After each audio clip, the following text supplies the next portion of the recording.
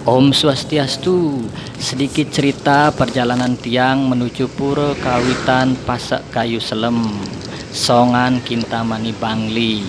Nah, niki jalan tanjakan pertama yang tiang lalui. Awalnya tiang sudah sangat-sangat ragu semeton untuk menaiki jalanan niki dengan mengendarai sepeda motor. Namun tiang coba untuk memberanikan diri. Dan ke akhirnya motor tiang tidak mampu untuk menanjak semeton. Nah niki istri tiang sudah langsung turun semeton.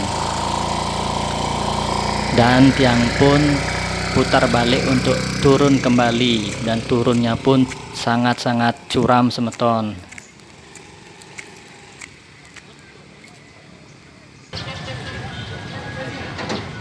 Nah niki tiang menyewa pickup bersama semeton Pasak Kayu Selem Sanelianan. Niki tanjakan yang tadi semeton sangat-sangat terjal sekali.